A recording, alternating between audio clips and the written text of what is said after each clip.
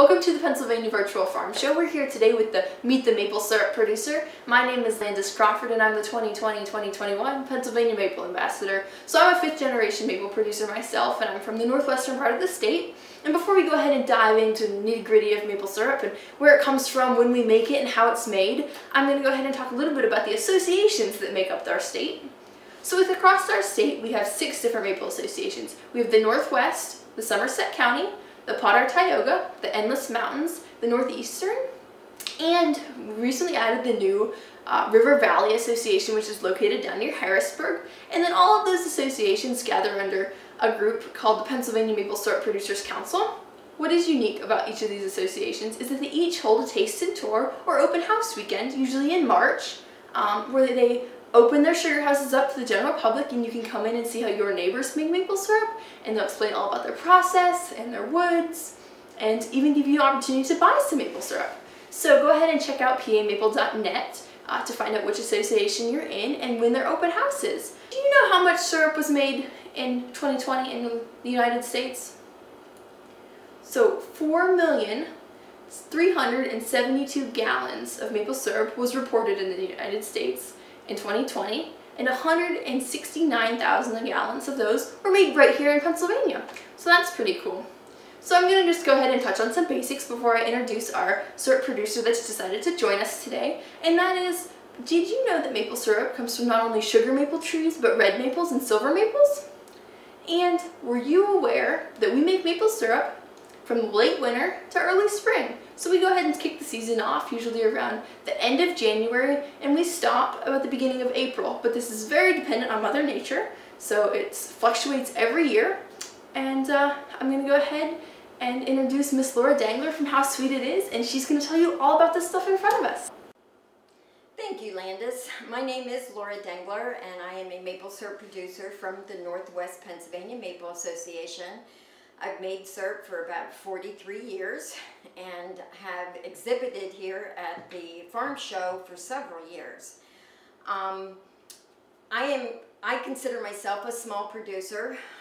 We tap right about 650 taps. We have a 3x8 wood-fired evaporator, and on a good season, I mean, we've made anywhere from 100 gallon to 350 gallon, just depending on Mother Nature. So we're going to talk a little bit about how you can make a little bit of maple syrup. You first got to start off with a tree, and the sugar maple tree, which is also called a hard maple, has the sweetest sap to it. And usually it takes, does anybody know how many gallons of sap it takes to make that 1 gallon of pure maple syrup? It takes anywhere from 40 to 60 gallons to make that gallon of maple syrup, depending on the sugar content. And usually the sugar content of the sugar maple tree is the sweetest, and it usually runs right about 2% sugar, which means it takes 43 gallons to make that 1 gallon of pure maple syrup. You can also tap red maples, silver maples.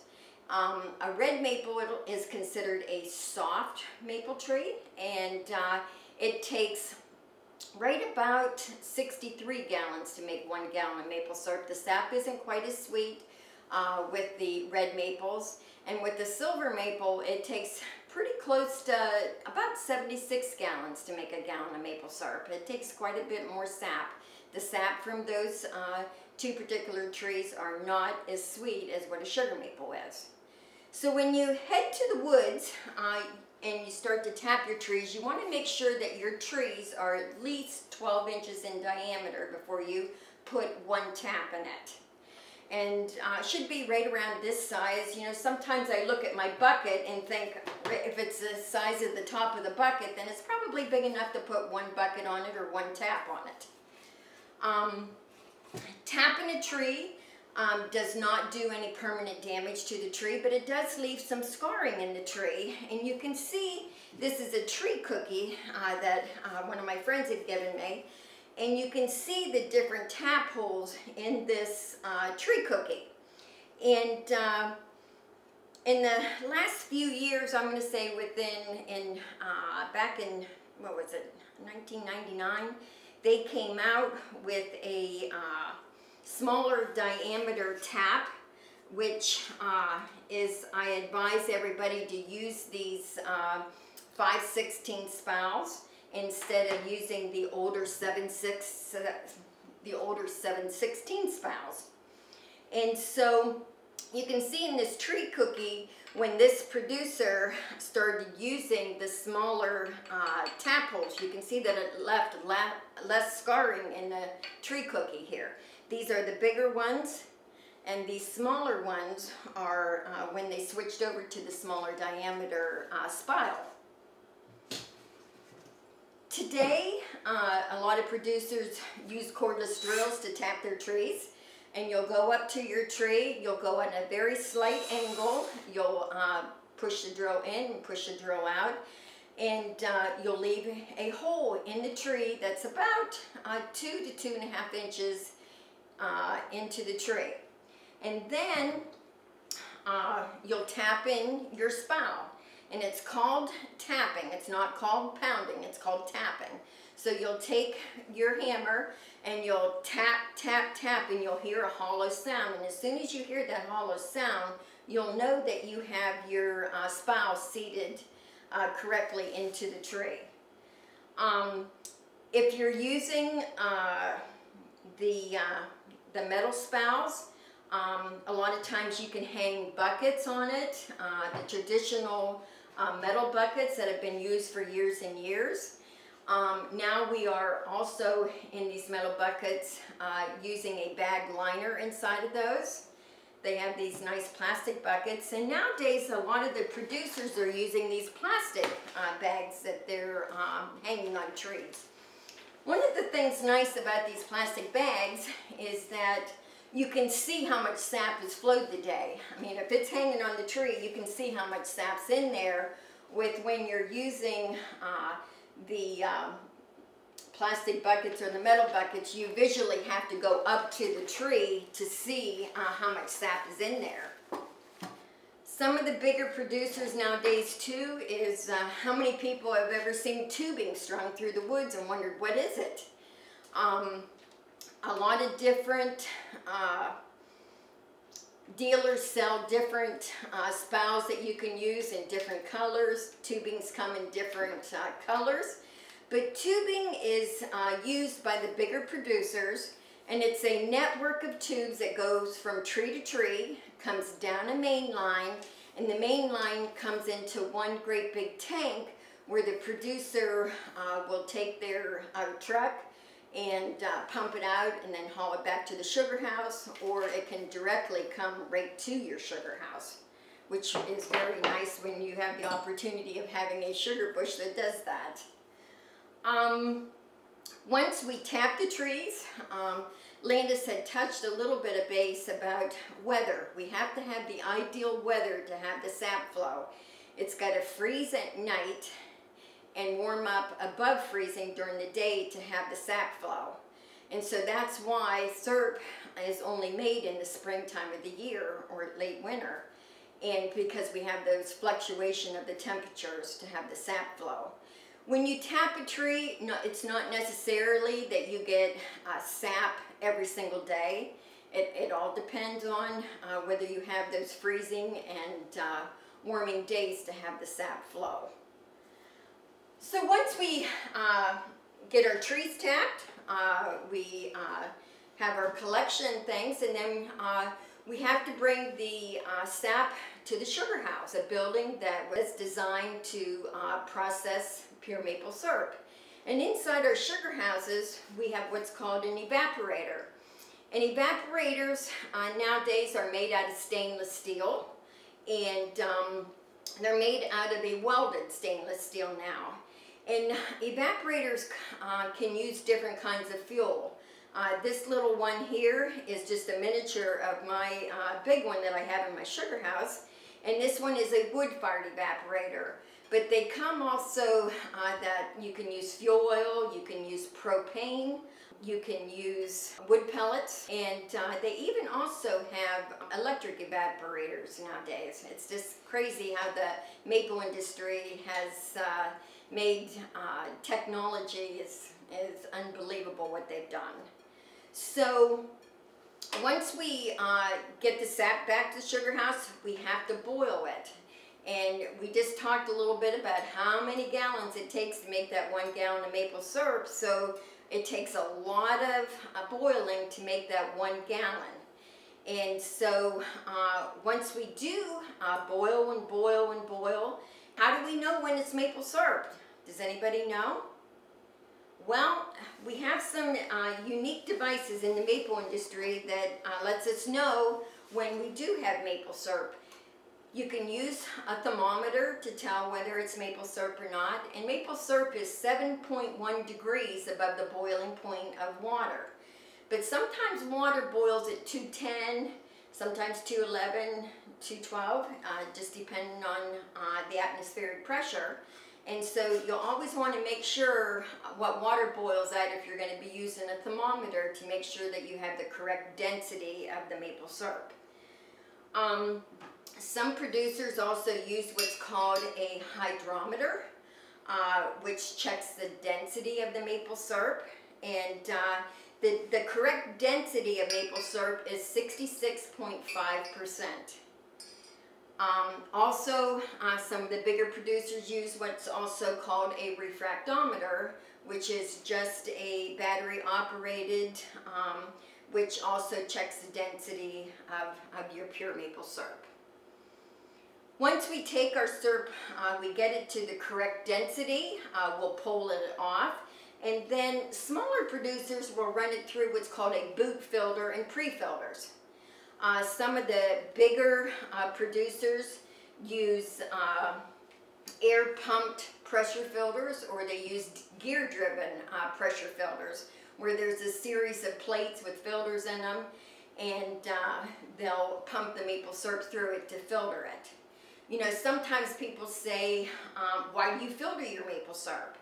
And we filter our maple syrup at the end of the process because in the boiling process of making maple syrup, we have what's called niter that happens.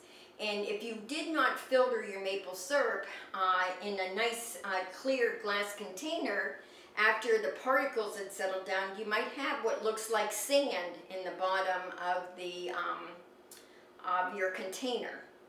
And so that's one of the reasons why we filter our syrup before we can it. One of the things too that we do after we filter our syrup is that we will grade our maple syrup. And syrup is sold in 4 different grades. And years ago, it used to be called light, medium, dark, and grade B syrup. And the USDA decided that all maple syrup was going to be graded the same along with Canada. And so now we go by color and taste. And our first syrup, it usually comes out usually early part of the season. You can see how light colored it is compared to the other grades. And it is called Golden Delicate Taste. And a lot of times this syrup is used to make maple candies and maple creams. It really has a very light, subtle maple flavor to it.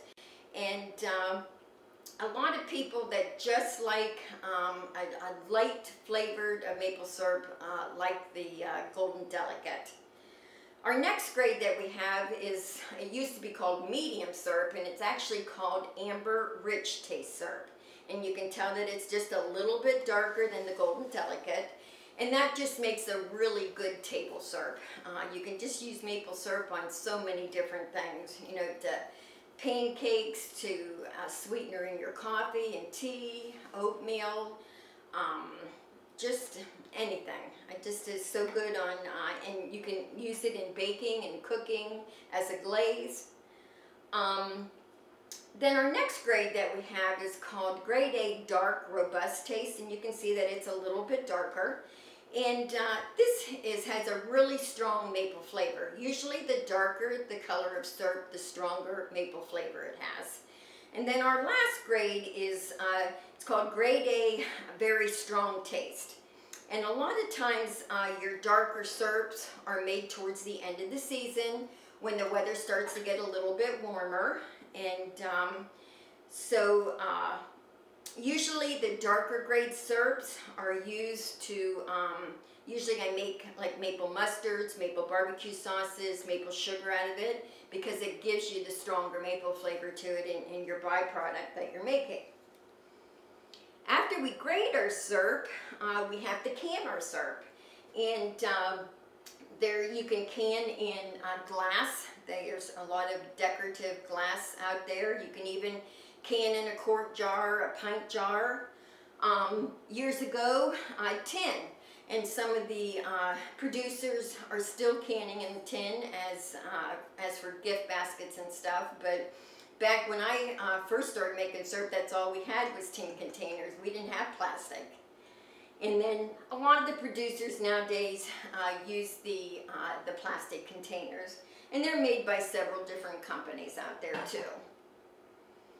Some of the different products that you can make with just pure maple syrup is maple sugar.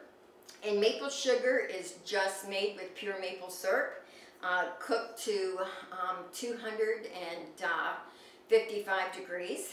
And then it's stirred hot until it starts to granulate. And then I run it through a sifter and sift it. And maple sugar can be used in replacement of any white sugar in your recipe, or even a brown sugar. I know my household personally, we have very, very little white sugar in our house. One of the other things that we can make with just pure maple syrup is maple cream. And maple cream is a really good spread that's good on English muffins, bagels, toast. One of my new go-to things is I like it spread on brownies as a frosting. You put that maple and chocolate together and you won't be disappointed if you try it. One of the other things that we can do with just pure maple syrup is pure maple candy. And I always tell everybody that that is a taste of nature. That's nature's candy because it's just made with pure maple syrup. I'm sorry this year that we're not able to be live at the Pennsylvania Farm Show, but we hope that, you know, if you have any questions about making maple syrup, that you do get on our pamaple.net, find a producer near you to even go shadow if you're really interested in making a little bit in your own backyard. And hopefully we'll see you guys next year, and have a great year.